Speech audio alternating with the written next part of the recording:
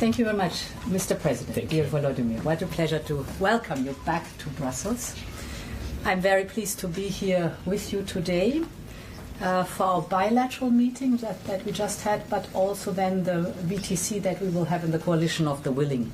And of course, I'm very glad that I'm able to accompany you and other European leaders for the meeting tomorrow that we do have with the US President in the White House. Since the beginning of Russia's brutal invasion, Europe has been at Ukraine's side, united, and we will support you for as long as it takes, for just and lasting peace. And this peace must be achieved through strength. Let me touch upon the main points.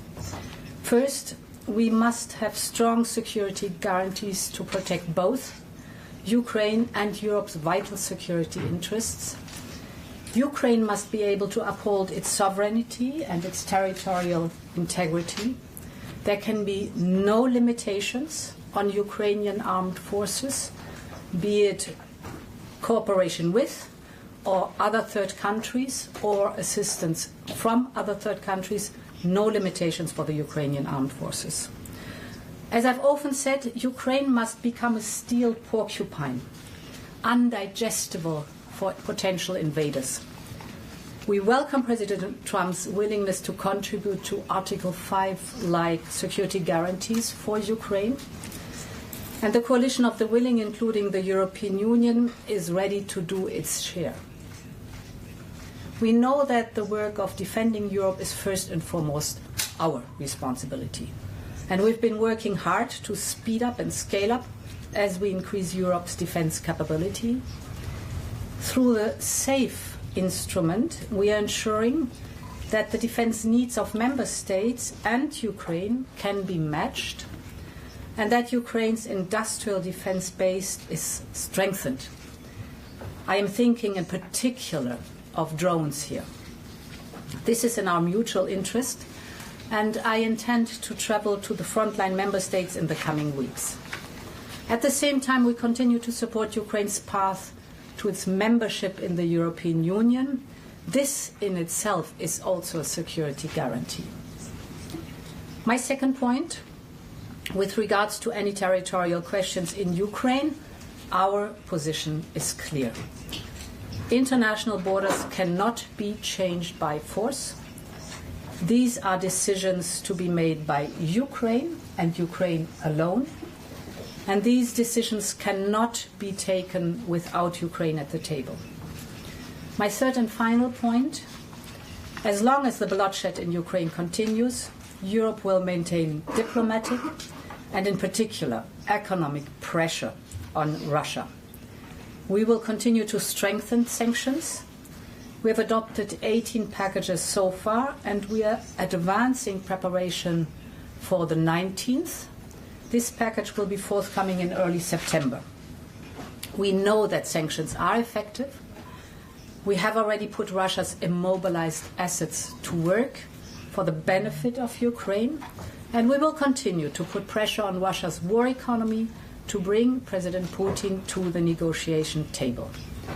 We're working with you, Volodymyr, and President Trump in this sense, and we will discuss all these topics and others in our joint meeting at the White House tomorrow. These are challenging times. Only Ukraine can choose its own destiny, but Ukraine can always count on Europe. Thank you so much. Thank you so much. Thank you so much. Dear Ursula, thank you for your support. Thank you for this day. It's very important for all your support from the very beginning of this war. And it's very important that you are with us and that we speak to America and we speak together. And it's important that Washington is with us. And today, in several forums, we are deciding what we are going to discuss in Washington. Dear journalists, it's crucial that Europe is as united now as it was at the very beginning, as it was in 2022, when the full-scale war began.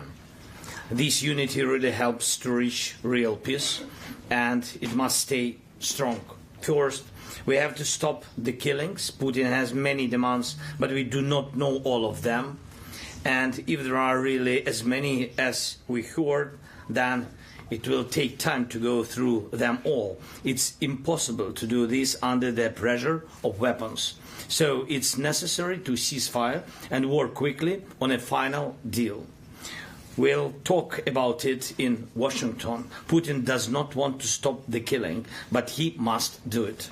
Second, we need real negotiations, which means they can start where the front line is now. The contact line is the best line for talking, and Europeans support this. And we thank everyone. Russia is still unsuccessful in Donetsk region. Putin has been unable to take it for 12 years. And the constitution of Ukraine makes it impossible to give up territory or trade land. Since the territorial issue is so important, it should be discussed only by the leaders of Ukraine and Russia at the trilateral Ukraine, United States, Russia. So far, Russia gives no sign that trilateral will happen, and if Russia refuses, then new sanctions must follow.